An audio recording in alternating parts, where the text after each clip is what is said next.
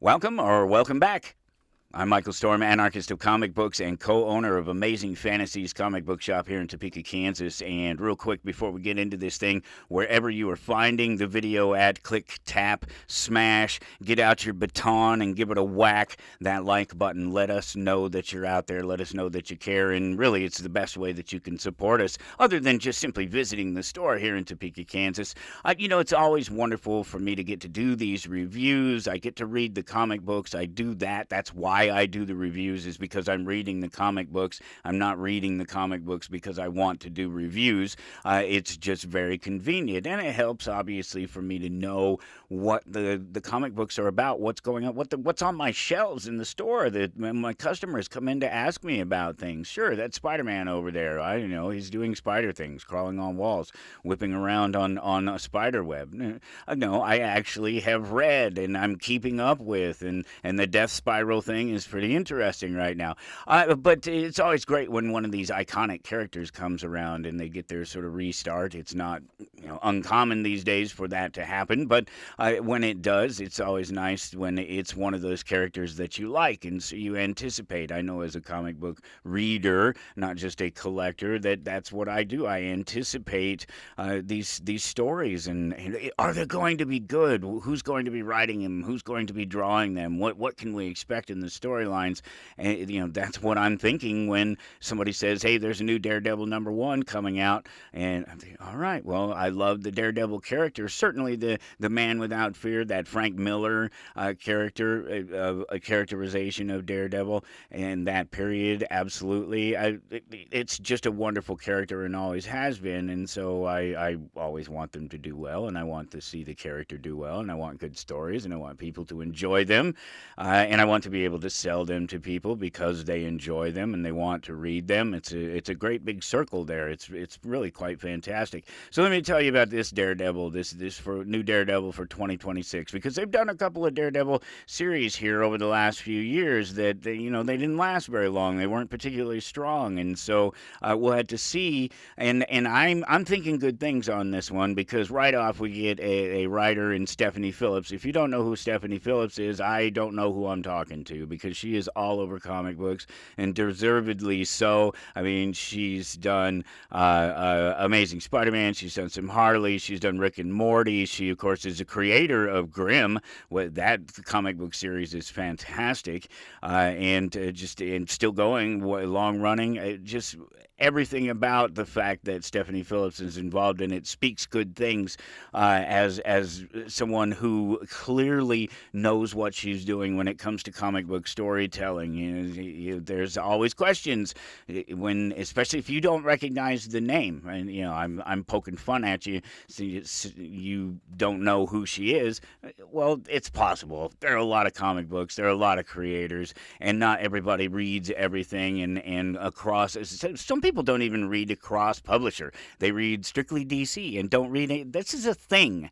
You may not believe this as a reader and collector yourself, but this is a thing that I encounter fairly often in the store.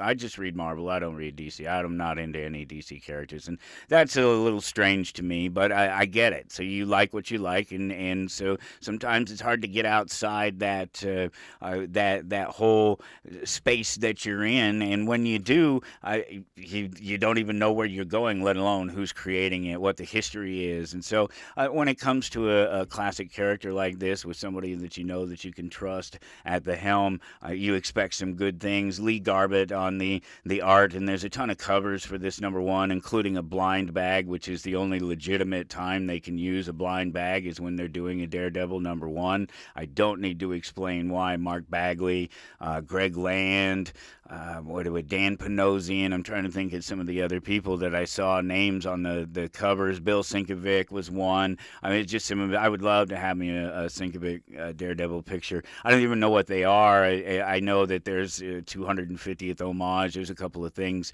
Obviously, I already opened my blind bag, and I didn't score anything in particular. They were just regular issues, regular all cover issues of the the series of number one, and they didn't cost any more. That was the one thing about it, is that it didn't cost any more to buy the bag. So if you ended up getting just a normal variant alternative cover, then that's what you just paid the price that you normally would. You're not sort of trying to gamble. It's more of a hope, a happy thing if you open up the blind bag and get one of these. I think they did a really good job. This blind bag thing has been all over the place. You may have seen my video, bland bag opening, and just sort of the depressing sort of things that were coming out of some of the bags. And this works. This works when if you're going to stuff the guys. I don't know why it took so long for anybody to figure it out, but if you're going to stuff the blind bags with covers that I can just buy off of the shelf, don't charge me more for them. And then make it right, do right by it. And if you're trying to get more for your variant retailer incentive, 1 in 1,000, whatever it is, then sell it for more. Just sell it for more and stop messing around. I don't even want to get into it, because there's a whole thing that's been happening in comic books over the last couple of years where they're manipulating the values or the prices of the incentive variants out the door. They're putting a price tag on them, and so they're ultimately, the publishers are trying to cut into the money that we're making as distributors of the product to the actual people who are reading them. That was an incentive. That's why it's called a retailer incentive. It's an incentive for us to buy a few more books, to move a few more books for them, and that this other book was different. It was special, and that it didn't have a price tag on it, and that it had a value, a market value on it, and that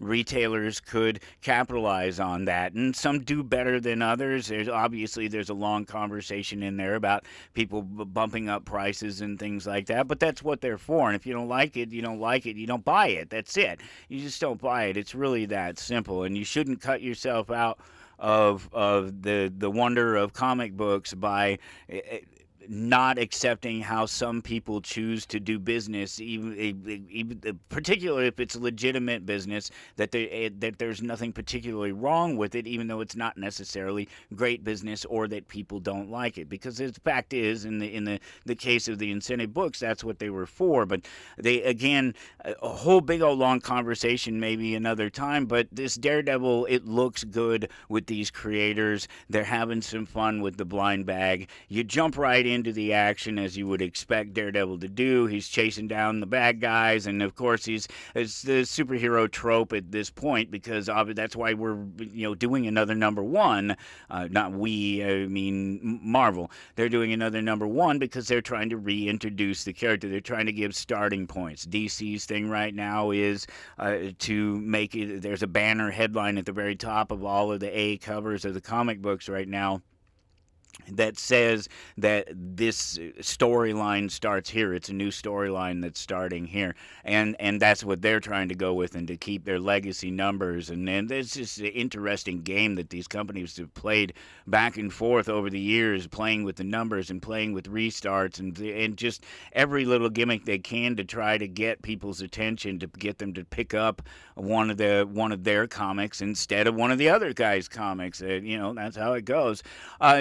He gives us this story, this trope thing that the superheroes do as they're sort of zooming along, as they're being reintroduced to us. It tells us about how he has his heightened senses, and how every sort of drop of rain will tell him about the shape of a face, and his environment, or every football tell you how close or how far somebody is, or how many people there are, and every heartbeat, and he can hear the heartbeats of people, and it just gives you that Daredevil. He fills in that Daredevil space, right? Let's give you a couple pages, let's get you set straight, and then let's go to the actual story, which is Matt Murdock, who is now teaching law at ESU, Empire State University. And it's really great because they sort of jump right to him doing this, and it's a really timely question that they bring up in a discussion about using technology in the classroom there, because I'm hearing in Topeka, Kansas, and they just passed a law here that the students can't use their phones. They can't have tech. They can't have laptops. Those the ones that are issued or whatever from the school, that's different because they control how those things are connected and all that. But the outside technology, they can't have it in the classrooms. Beginning next school year, the 2026-2027 school year, they won't be able to have them at all. They can't have them in the classroom or they'll be in trouble type thing. And so it's very timely, and it's great because Matt's there having a conversation about contracts. And if you want to talk about getting me started on the conversation, don't get me started on the mechanics of sort of the justice system and the ideas behind contracts and how people misunderstand the idea of a contract. Our own former presidents running around misunderstanding what a contract is, calling the Constitution a contract when it's clearly not a contract. Contract is a very specific thing that people are party to. We are not party to the Constitution. That's a simple bit of it. But ultimately, so he's in here and he's talking about the law, and he's talking about something I know and I understand, and he's talking about contract law in particular, and they come to an agreement. He's talking about that's what a contract is. It's agreement between people. These are the things that we're going to do. This is how we're going to do it. That's what a business, when you register your business and you create your business with the state, that's exactly what you're doing. You're laying out a contract. You're saying these are the people in these positions and this is the goal. It's to create this business, and we're pooling our resources and we're doing all these things, and this is what will happen. We'll terminate the contract at this time, or there are various different provisions, and the things are spelled out in there, very clearly spelled out, and you're a party to it because you sign on it, and that's what makes it a contract. Just fun things in if you're into the law, and you probably should be because it rules everything that you know. It's just and then they throw in tech because there's this tech tycoon. This is one of the subplots that's going on here in the story. Is there's this tech tycoon that's behind Matt being hired, and he's the biggest investor at ECU. And he's got all these movements in sort of tech and presumably AI. They only just brush up against it. They talk about tech. They talk about tech in the courtroom, but it's just this very brief conversation with James, one of Matt's friends, and they leave it at that. They go on to other things after that, because Matt doesn't really have time Daredevil doesn't have time to deal with Matt's problems. I mean, that's really the work problems that Matt has to deal with are something of a secondary problem, because the ghosts of Hell's Kitchen are everywhere, and one of them is obviously, I'm saying it now, it's sorry for the spoiler, but it's just obviously him from the future, and he has a message for himself. And if it's not him, I'll eat my hat, as they say. But it sure seemed to be him. He's got a message for him. I'm loving it. I'll wait to see where they go with the tech and AI and law, because that's another conversation on justice and something that I know a lot about and how it's changed over the years. And it's always interesting when comic books talk about real things, because that makes them real. And for someone like myself who's a fan of these types of things, even something like a Big Bang Theory or something along those lines, where I'm a fan of it and that the fans demand that there be, so that the things they talk about be real things, that they be the right things, except when they're talking about the things that aren't real. When they're talking about the fun and the things like that, we don't care. It doesn't have to be real. That's where a lot of the funny and fun comes from. But when it comes to the physics of it, when they're talking about physics and engineering and the things they do, if it wasn't real, you're gonna get all the fanboys on it, right? You're gonna have it's the whole convention thing where the guy stands up and in season 3 and episode 13, you did this, and what is it? The Simpsons one. You played they're playing the xylophone. Itchy's playing the xylophone on Scratchy's ribs, and he clearly hits the same rib and plays a different note, and that's you get one of those things happening. Listen, this brand new Daredevil looks really good. It's off to a great start, and there's a great a chance for it because it has such a wonderful creative team, and Daredevil. I mean, he is the man without fear. He will go headlong into this thing, right? You can pick up a copy at your local comic book shop tomorrow, and if you can't, I guess you can hit me up. I'm here in Topeka, Kansas. Come see us at Amazing Fantasies sometime. Stop by the store and say hi.